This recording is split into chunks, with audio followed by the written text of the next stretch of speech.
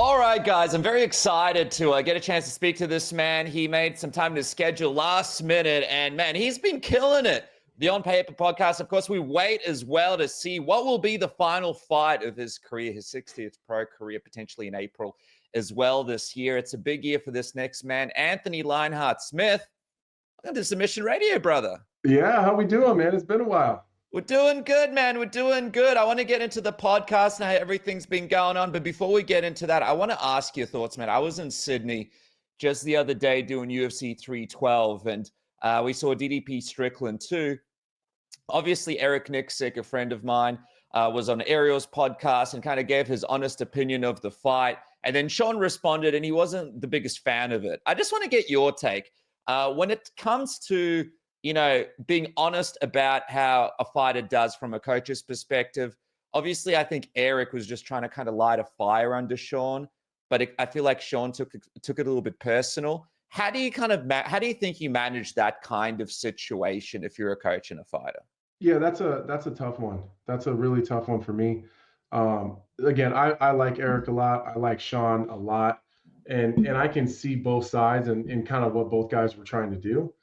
Or at least what I can tell what Eric was trying to do. But fighters are sensitive when it comes to our craft, and we can get our feelings hurt really bad, especially after we just fight and you just come up short, especially in a world title fight. So my coaches and kind of my philosophy has always been defend in public and be critical behind closed doors. So that said, you don't always get the realest version of coaches and fighters and stuff all the time. So I do have to credit Eric for just having a very honest conversation, but I can absolutely understand why Sean would be upset about that. I feel bad because I feel like in the past, Eric has almost like challenged Sean in the media in order to like motivate him to come back and be better. But this time it's kind of backfired. And Sean said that Eric probably won't be in his corner. That'll be a real bummer there, right, man? Not to see those guys working together in next Sean fight, if that is true. Yeah, that would be a bummer because those, that's kind of like a little team they have going on there in terms of kind of, I don't know. It's like you see one, you see the other, and at least when Sean's fighting. But I don't know, but I suspect that those guys figure it out. I would imagine we see Eric Nicksick in Sean Strickland's corner again. Me too, man. I hope it happens. I think it was just a miscommunication. Just quickly as well in that whole situation, Alex Pereira was in the corner. In the back, he spoke to Drickus. He wants to do it this year. Are you interested in seeing a DDP Alex Pereira fight if DDP can get past Hamzat? And if it does happen at 205, how do you think a DDP Alex Pereira fight would even look? I think that Alex Pereira does create a lot of issues for Drickus du Plessis. I think that I'm an idiot because I've always doubted DDP and I just can't do it anymore. So my brain says, first of all, we got to get past Hamzat. That is an amazing task. And just earlier this week, I've gone on record saying I think that fight looks much different now than I would have thought it was going to go a year ago. So, well, how different does it look? What do you mean? You mean it goes more in DDP's favor? A year ago, I'd have said, well, of course, Hamzat's going to go out there. He's going to grab a hold of him, take him down, throw him on the ground, and beat the shit out of him and submit him. That's what I would have said a year ago. I don't feel like that so much now. Drickus is getting better. He's looking better. As much criticism as he's gotten for his unorthodox and unconventional style, he's actually starting to add some cleaner techniques in there. Like it's looking a little smoother. It's not looking as herky-jerky as it did before, but it's still very unconventional. He looks to be crazy strong just by the reactions of the people that he's fighting, like how they react when he grabs a hold of them. The guy's a champion. He's a champion, and he's the rightful one. He seems to have a stranglehold on that title. He's got a gas tank. That was another criticism he had very early in his career, is that he seemed to gas later on in some of these fights. He just went 5 hard at a high pace with Sean Strickland. That's not an easy task. I've tried to do it myself in the gym. It's hard to do. He's got all the tools and all the weapons, and I think that that's a super competitive fight.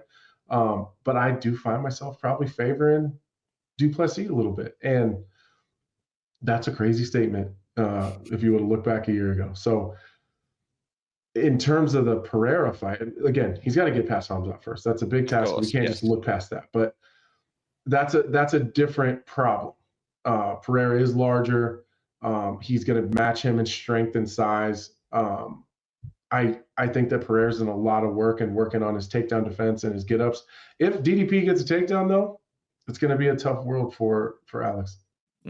It's so interesting, man. Like, I was talking to Michael Bisping during fight week, and he said that DDP was 215, I think, a few days out from his cut. So the guy's like sneakily a huge dude. People don't realize it. Like, when you run into him when he's not cutting weight, I'm like, what the hell, bro? Like, this guy is. But then it's the fact that he's just so game to do it all. He's just game to do the big cuts. He's just game to do all that. I want to find out from you, man. Obviously, we heard the big news. You want to fight one more time this year. How are you feeling about it all, man? Like, I imagine when you verbalized that and made that statement known, was that like kind of emotional for you? Was it weird to let it, I guess, like, in your head, it's one thing, right? To think it. But then when you say it and it's on paper and everyone's reporting it, does that feel a little bit surreal to you, that it's kind of almost kind of more official in a way? Yeah, it's weird. It's weird. It's been a really long journey. You know, I've been doing this since 2006. It's the only thing I've done my adult life. You know, I've had other jobs and done other things, but they've all been to support this one. So, yeah, it's odd. It's an odd feeling. It's, you know, honestly, it's a little bit easier with Scotty being gone. I think I'd have a tougher time making that decision if Scott was still here. But when I left the octagon the last time, I wasn't sure that I could do this without Scott again. Yeah. So looking at it as, I only got to do this one more time without him, it does make it a bit easier. But it's a weird feeling. Like, I don't know life as an adult other than chasing this thing. So, you know, just trying to figure it out. And you know, but part of me is excited. You know, this is all, again, like I said, it's all I've done my whole adult life. So I have a whole lifetime ahead of me of just trying to build something else or do something else. Or, you know, some of it comes down to my kids. You know, my older two kids have a different experience with me than my younger two kids.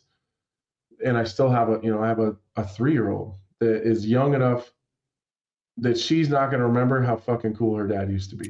So, you know, I get to just be a dad, you know, and I just get to focus on my family and my kids and the media stuff. And, you know, I still get to, you know, I can do the podcast and the radio show and work the desk but just do it from a different capacity. And I was able to get out of this thing so far without any long-term serious damage. You know, my body's beat up, but, you know, I still have my brain and my senses about me, and I want to keep it that way. So, yeah, again, I guess to answer your question in a really long way, it's weird, but it's time. It's time. Dude, I'll tell you, I can't wait to see. Do you have an idea of, like, is it a situation where you just chat with the UFC and then they just match you up with someone, or do you go in there with a potential list of names that you'd like to potentially? No, they already have one. They already have a name. They already have a name for you. I got a name and a date already. Wow. Yeah. Okay. So when are we going to find it? How do you feel about the name and the date? And you're out of left field, that's for sure. It wasn't on my bingo card. That's for sure. But then you dig into it and it makes a lot of sense why they picked that one. I think they were more focused on the matchup and the potential, what the fight would look like, and less about names and legacy and all that stuff. And actually that kind of fits my personality more. I don't really care about how big of a name it is so much, or I cared about what type of fight I was going to have in my last one. And I'm pretty excited about this one. So awesome. And it's not far from home. I obviously can't drop anything, but it's close enough that anyone that would want to be there would have no problem getting there. When do we find out? When are you dropping it? Yeah. I don't know. I've been asking them, like, I want them to let me announce it. But the problem is that I would announce the location in the event. So yeah, as soon as I can, I'm ready to tell anybody. It's going to be you versus John Jones in the rematch in 205. Shit, I'm in for that too. That'd be fun. That'd be a left fun field. And a weight cut. That'd be nice. Okay, awesome, dude. That's exciting. I want to also talk about your new pod, dude, because you've been crushing it. But I've kind of been in and out. So you and Michael, you guys used to do the Believe You Me podcast. Tell me, how did you end up move it on to your own podcast. And I'm also unsure, how did you end up not doing the podcast with Michael anymore? So I don't want to fire up in a controversy that wasn't ever really a controversy. Right. Michael and I aren't the greatest communicators, and me specifically, I'm not great. But I kind of went down this weird dark hole when Scotty died, and I kind of just went off on my own, and it wasn't on the podcast. Paul Felder was filling in, doing an incredible job as he does with everything Paul's a part of. And that seemed the direction that everything was going. And so, I'm kind of a dumb shit. So without kind of reaching out and trying to clarify kind of what was happening there, I started the On Paper podcast. The bones and everything for that were kind of already in place. Michael and I talked a long time ago about me starting kind of my own channel and doing my own thing on the side. So some of those pieces were already in place. I decided that I was going to do my own podcast on Thursday before the Anaheim pay-per-view. And my management team and my agent and everyone else that works with me had that shit going behind the scenes. I had no idea what it was going to look like. I had no idea what the logo was going to look like. They surprised me with a rap song, which was kind of cool. I had no idea what the graphics were going to look like. I showed up Tuesday there was just like you just sent me the StreamYard link. The Kelly that I hired as the producer, she sent me the link. I got on here. This is what it looked like. Like it really came together really fast. Yeah, I really think you guys have a really good dynamic. I really like the rapport. But you know what the big guest would be, right? We've got to get Michael Bisping on the pod. For sure. And again, would you have him on? Yeah, me and him have talked about it. Yeah, like just a couple of days ago about having him on and us kind of clarifying a lot of stuff, because I do think that people think we hate each other or we're super mad at each other. We're not. I could have went about it better. I was and still am at times, if I'm being honest, I was in a really bad place with Scott, and some days are better than others, but there for a long time, I was just in a really dark place. And so I wasn't really talking to anybody. It's not that, and honestly, it's not that like Michael reached out to me a bunch of times and I ignored him. He was kind of just giving me my space. And I think I just was like, all right, well, I'm gonna go do my own thing. And it wasn't out of anger. It wasn't out of spite. It was just, I don't know. Sometimes I get in these weird dark places and I just want to stay out of everyone's way. And so I just do my own thing. I have the same problems with some of my friendships. I'm a hard guy to be a friend with, not because I'm a bad person, not because I'll do something negative to you or I'll try to fuck you over or anything. Sometimes I dig into a fucking hole and you won't see me or hear from me for a long time. And then I'll come out of it, and then, it's the shitty part. Then you come out of your hole and you spend a lot of time apologizing for disappearing on people. And that's the worst part about it. It's like, I've been this big mental health kind of advocate for a long time, but the worst part of some of that stuff is that when you do come out of the hole, or at least, when you want to come out of it the first time, initially, you don't, because you don't want to have to face everyone that's probably upset about it.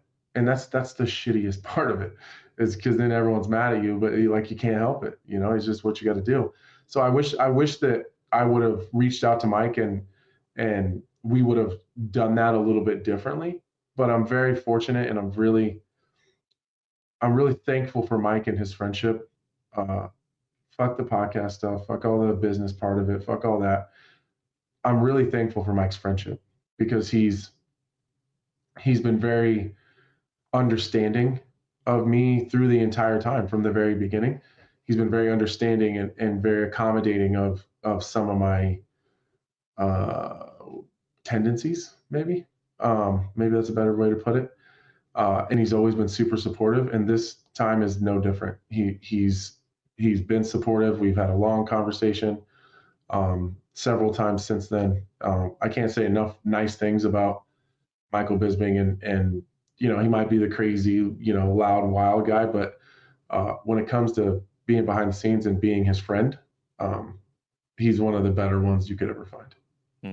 Yeah, dude, that's so true, man. Like, even just spent some time with him just the other week. He's a really thoughtful guy. I don't think people give him the credit for that. But I gotta say, man, I'm actually very similar to you. Like I've got some mental health issues sometimes that I have to really deal with. And I separate myself from my friendship groups and I disappear as well.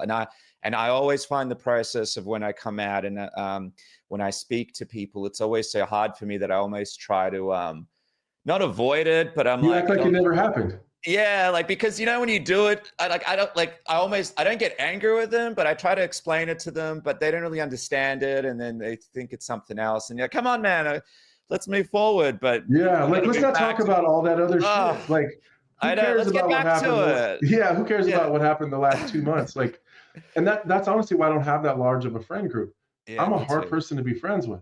So the people that I am really close with are really, really, really important to me. So like one of my best friends, Ryan, he'll send me text after text after text after text. And then eventually he'll be like, hey bitch, are you okay? And I'll say, yeah. And he'll leave me alone. He won't fuck with me anymore. He won't, and then we're good. And then when I'm ready to come out of it, I come out of it. And he never brings it up. He never talks about it. He never bothers me about anything. He never like tries to make me feel bad for just being however I am or whatever's broken in my brain or whatever. He never gives me any shit about it. And we just move on. We just pick right back up where we were before and we just move forward. Dude, I love that. Shout out. What a great friend. Hey, and by the way, it's important to talk about this stuff because there's a lot of guys like you and me out there. And I don't know, sometimes I think it's good to verbalize that people aren't by themselves, because I think just getting back into those friendship groups, getting back into those conversations is so much work for some people.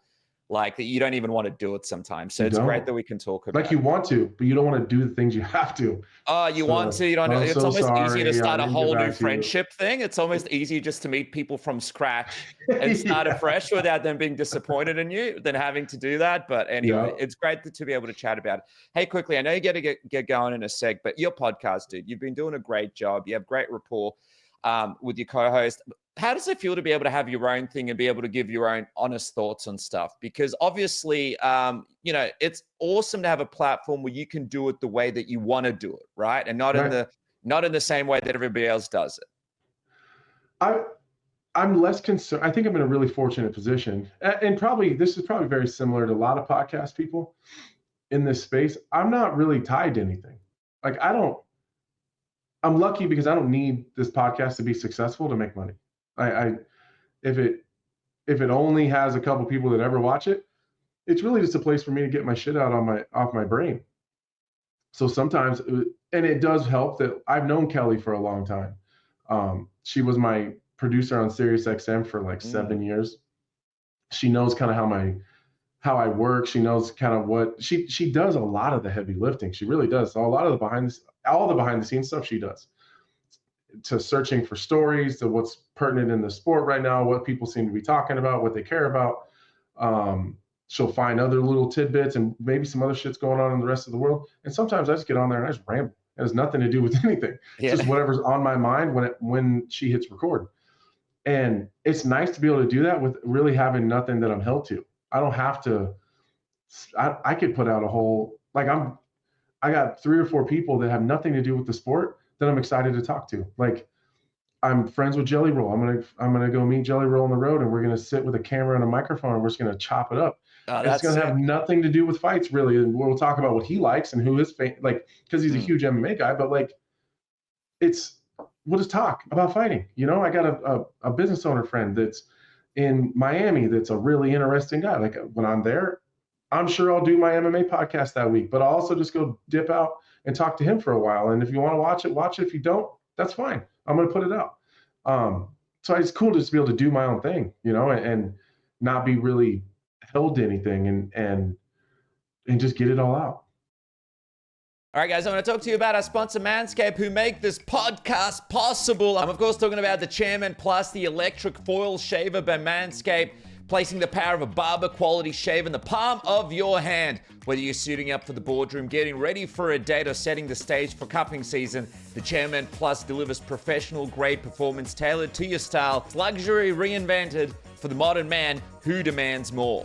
Ready to step up? Why not join the trusted movement? Over 12 million men. Visit manscaped.com now. Use the code word submission. Get 20% off and free shipping now, and you keep this podcast going. You support this show and you support yourself. Just quickly, what makes the Chairman Plus stand out? Well, it's all about versatility and precision. It comes with 2 interchangeable skin-safe blade heads, uses 3-blade foil for a close, smooth shave, has skin-safe technology to help reduce razor burn, and of course, the Chairman Plus is waterproof, so it lets you shave right in the shower. And by the way, how about this? 60 minutes of runtime on a single charge, so you're sorted no matter where you go. MANSCAPED also has a 30-day money-back guarantee, so why not try it risk-free? Use the code word submission, 20% off and free shipping today. Risk-free 30-day money-back guarantee. MANSCAPED keeps the show alive and keeps your dating life and your smoothness alive too. Jump on MANSCAPED right now.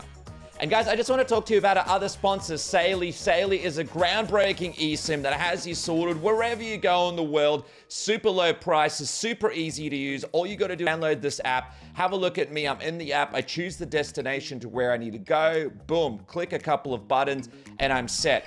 Forget about taking out your SIM card. Forget about lining up in long lines at the airport. Forget about having to change your phone number and everything about your phone. SAILY has you sorted. It's easy, it's simple. It comes with all the security features that you need. Why not just use the amount of money that you need for the destination that you need without having to sign up to crazy plans that go for months at a time that you have to get out of, or paying per day crazy amounts of money and coming back at the end of the holiday to having to take out a loan just to pay off the amount of money that you spent on the holiday using your phone. So do this right now. Go to saily.com/submission or click the link in the bio below. Get 15% off your first purchase with the code word submission. That's 15% off your first purchase with the code word submission. Get SAILY in your life and change it forever. And now, back to the program. Hey man, I think you guys do such a great job, and I'm excited to see all the different podcasts. I think you bring a different perspective to things. I got to ask though, man, I know you had the podcast recently where you spoke about the Bryce Mitchell Jackson pod situation. Yeah. And it looks like a guy that you respect, right? And Rampage Jackson. Love Rampage. Someone that you've been on the pod with. Even though he says he's going to slap the shit out of me. Yeah, what was your reaction Rampage. when you saw that he didn't kind of take it? Because, I mean, Rampage does a podcast himself. So he kind of understands how this works. And you were just being authentically yourself and giving your opinion on it, which I think is fair. Were you surprised that he sort of got so upset about it, especially after recently Kevin Holland was sitting across from him and telling him basically like something to do with guns and calibers, and then here you are just making a comment, and he really about that. I was shocked. I knew that there was a chance that Dillashaw was going to be pissed, which I don't care about, and I knew Bear was going to be pissed probably, but I didn't think for a second Rampage would be upset. And I even found it in me to I even gave Dillashaw. I thought I gave Dillashaw like a pretty good compliment. I was even found a way to compliment him. So I was shocked about Rampage anger. I actually reached out to him through a DM, and so him and I have actually been going back and forth a little bit today. He actually wasn't mad about the Bryce Mitchell stuff. That's not what he's mad about. What's he mad about? I said he thought I was rehashing the making fun of me part, which I really wasn't. I wasn't trying to rehash that. I think Rampage and I in this situation had a little bit of a misunderstanding.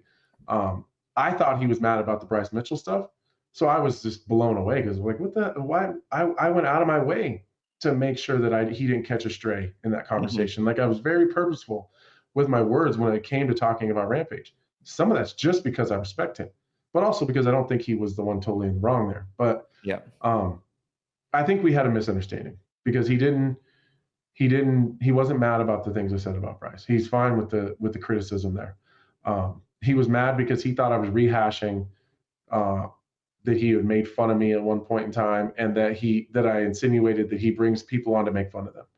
And maybe I could have been a little more careful when I was talking about that. That wasn't my point. I did say that they're not always great to fighters, but I don't think I meant. I know that I didn't mean like Rampage brings people on to make fun of them. That's not what the point I was trying to make. That's the problem with this long form kind of format that we're in here. Of course. Sometimes you get to talking, and things that are that sticking points with other people are something that you just gloss over, that you didn't overly think about that thing. But that's the thing that they got stuck on. So I think that's kind of what happened there. I never want any heat with Rampage. I told him yesterday and I told him today, and I've said it to his face, and I've said it 100 times on multiple different platforms. Rampage was and is my favorite fighter.